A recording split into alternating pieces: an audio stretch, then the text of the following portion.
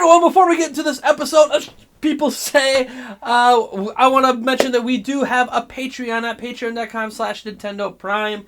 You do not have to support us. I do provide all of our content for free on this YouTube channel. However, to continue to do what we do here, whether it is videos like this, whether it's editorials, whether it's news, whether it's the podcast, live streams, all of that is made possible by your guys' support and obviously ad revenue off of YouTube, which can be really fluctuating and hard to rely upon. So I really need you guys to show some love and support for as little as $1 a month at patreon.com/Nintendo Prime. There's other tiers in there as well. Podcasts, really, you could be on an episode of the podcast, stuff like that. Please at least just check it out if you're not willing to support it. At least look at what we're trying to do, and maybe if you have a spare buck one month, toss it our way. All right, folks, let's get right into this episode of People Say. All right, welcome to another episode of People Say. And today we're going to revisit a topic we talked about over a year ago, and that is the idea that Nintendo is for kids. Yes, folks, we are revisiting this topic because it is the topic that keeps on giving. It is the one that never goes away. I'm sure all of you guys out there have heard this before. Nintendo's for kids. Why buy a Nintendo Switch? Why buy a 3DS? Why buy a Wii U? Why buy a Wii? Why buy any Nintendo product? Because Nintendo's just for kids. And hey, look at you, Nate. You're a 32-year-old adult. Why are you playing on a Nintendo? Why aren't you PC gaming? I am, but that's besides the point. Why are you not playing on a PlayStation 4? Or why are you not playing more Xbox games? Those are adult systems. Or if you think Xbox is also for kids, I've actually heard that argument, and maybe that's a discussion for another day. Why aren't you having the adult PlayStation 4 with The Last of Us 2 and The Last Guardian and Spider-Man coming out? All these games that appeal to adults. Why are you playing on a Nintendo platform? Nintendo is for kids. And I feel like I addressed some of this last year, and I'll put a link down in the description to my video last year where I said Nintendo's audience is more hardcore than people think. We need to change the perception of that Nintendo's for kids. But that perception's not going to go away. The reason that the perception that Nintendo is for kids is not going to go away is rather simple, if we're being honest. It's because their games literally appeal to everyone. And it's very interesting thinking about this, and the more and more I'm getting my kids in the games, and they're finding out the kind of genres they like. Do they like Mario? Do they like Pikmin? Do they like Fortnite? The more and more my kids experiment with games and I'm seeing what their tastes are, the more and more I realize how much Nintendo really is for everyone. Now, we can talk about stats, right? Statistically, I think it's like 86% of Switch owners are over the age of 18, based on Nintendo's own stats. And we can talk about that all day, about how, look, Nintendo's stats show that they have the same kind of audience that PlayStation 4, Xbox, PC, etc. have. And that's true. Statistically, it's true. But we're not talking about the systems. Although, I feel like we can get into that maybe later. Right now, I want to talk about the games. So, you have a game like Kirby Star Allies come out. And it's easy. It's not that difficult even for long-time gamers especially, or even new gamers. I don't want to say it's as easy as Kirby's Epic Yarn, because Kirby's Epic Yarn, you couldn't even die. That was obviously something that I would argue is even easier to at least get through the levels. But I think the reason that this reputation exists is just purely based on aesthetics, because games that are as easy as Kirby Star Allies exist on PlayStation 4 as well. They exist on Xbox. They exist on PC. But Nintendo, it feels like every game they release has this aesthetic to it that is a more broader appeal. It's kind of like comparing, say, the Star Wars animated shows with the Star Wars movies.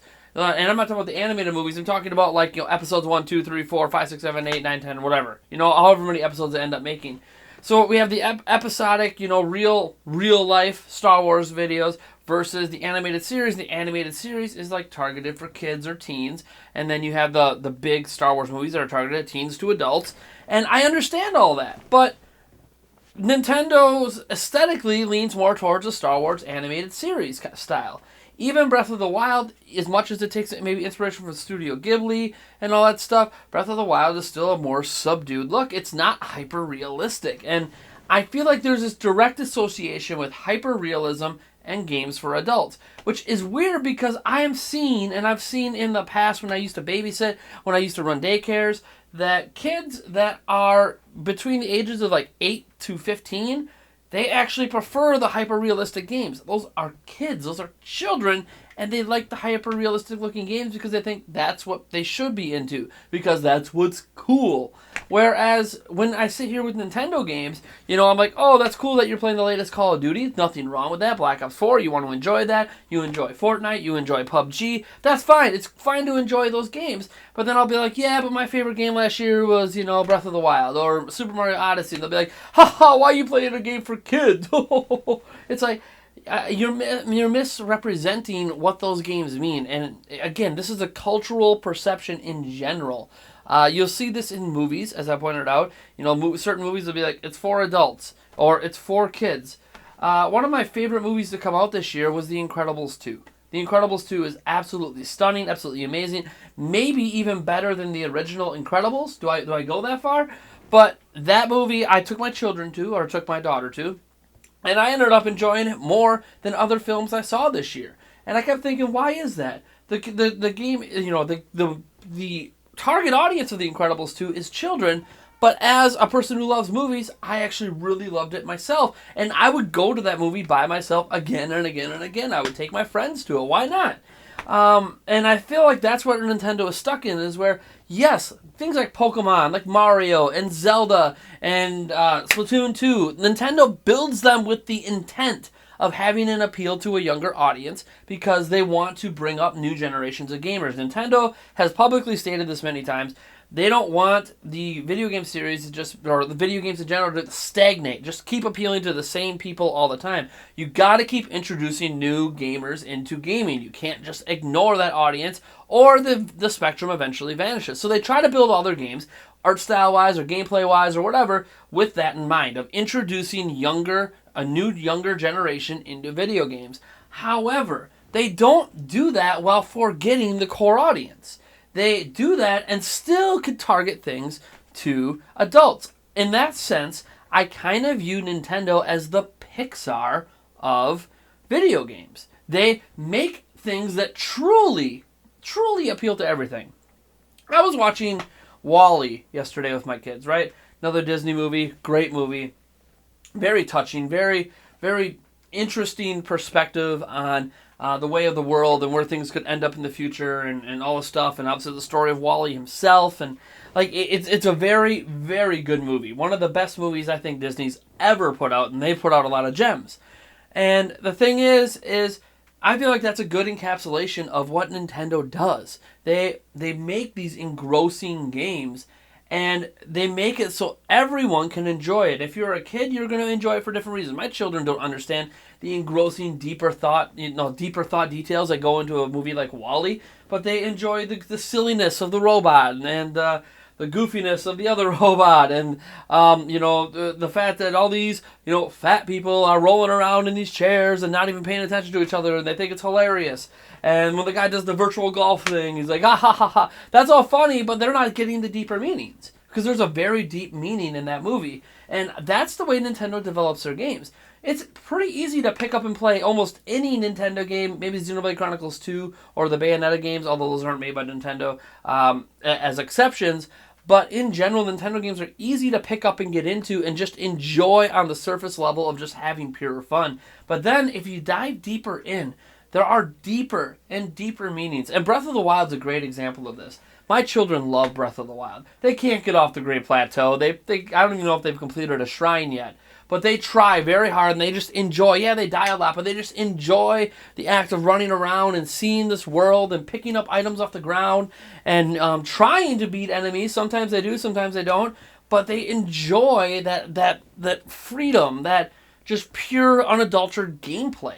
But they don't get into the finer details. They're not like me, where I am exploring every inch of that world. I'm reading diaries and getting backstory. I'm reading the tablets out in the stone tablets out in the Zora's Domain. They don't care about any of that stuff. And they're never going to, well, I shouldn't say never, but they're never going to care about that as kids anyways.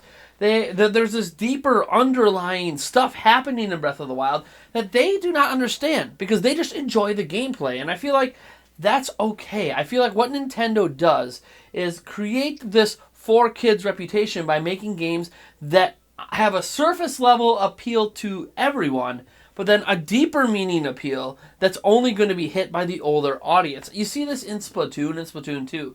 I don't know how many of you guys know this. I don't know how many played the single player. Splatoon is a post-apocalyptic world.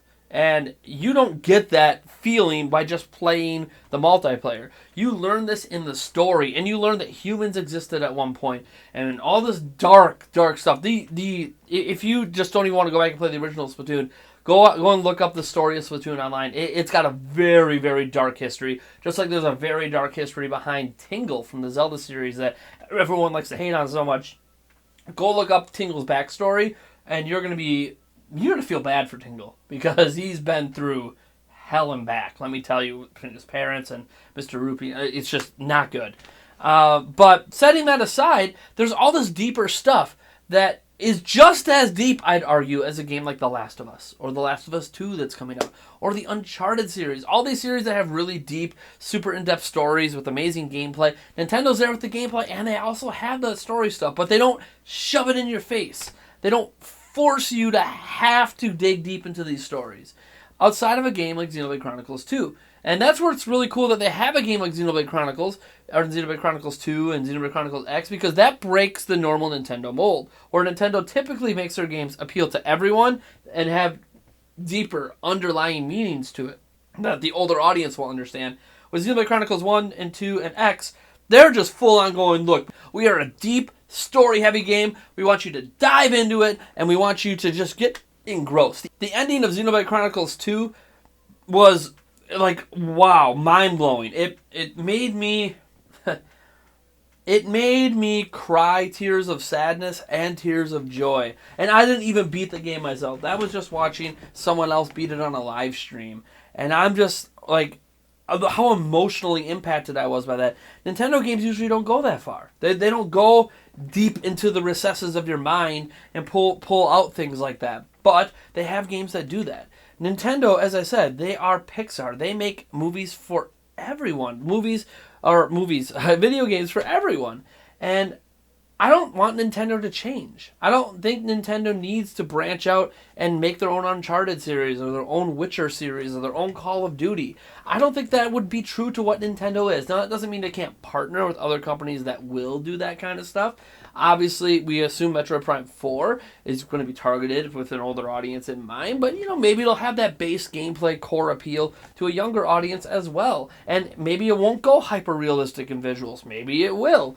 But the thing is that Nintendo's reputation of being for kids is because people don't look at ratings and look at visuals and look at all this stuff as actually meaning anything.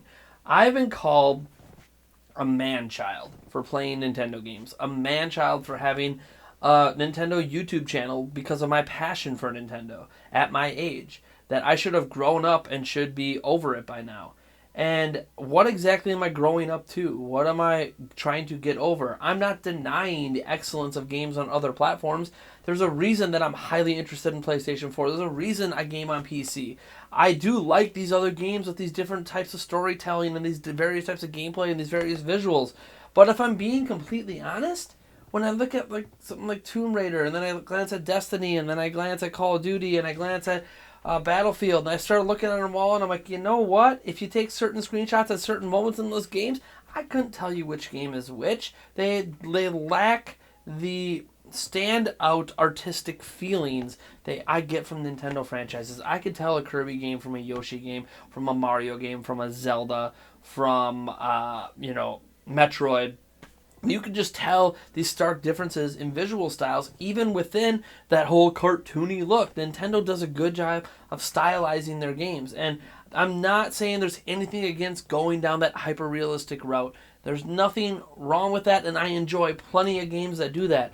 But just because a game doesn't suddenly mean adults can't enjoy it and that it's for kids. Dead Cells. Been a lot of controversy around that lately. Not the game itself, but a certain review. But yet, Dead Cells is also a visually stunning Metroidvania-style 2D game. And I love it. And it's going to have that appeal to kids a little bit, but also this massive appeal to adults due to how difficult the gameplay is. So I guess my big takeaway from this and my update from last year is that, yes, Nintendo games are for kids, but they're also for adults. And they're also for everyone in between. They're for my grandparents. They're for they're for my parents. They're for my children or my younger sister. They're for everyone. And Nintendo takes that for everyone approach quite literally in a way that a lot of gamers don't. To a lot of gamers, a game is either for kids or for adults. It can't somehow cross over, and that's a mentality that needs to go away. And what I find often ironic about a lot of this is when I see people calling me a man child, when I see people insult Nintendo fans as for kids, or when I'm even at GameStop or Walmart and I see an employee try to talk someone out of buying, say, a Nintendo Switch and going for a PlayStation 4 because it's more appropriate for their age. It's funny because when I see people saying that, it's always an extremely young person. It's a teenager. It's someone who's 15, 16, 17, or 18. They're part of that young audience that thinks hyperrealism is cool, and that makes it an adult, when they themselves have not truly experienced what adulthood is all about. I feel like once they get older and they gain experience, maybe have kids of their own, they're going to start realizing that, yeah, Nintendo is for adults too. Because they are the Pixar of gaming. They appeal to everyone. As for the hardware, that's a story for another time. Alright, folks. Thanks for tuning into this episode of People Say. I am Nathaniel Rofeljans from Nintendo Prime. And if you like this video, you know what to do. And if you dislike the video, that's alright. Hit that dislike button. Go Brewers. Catch you in the next one.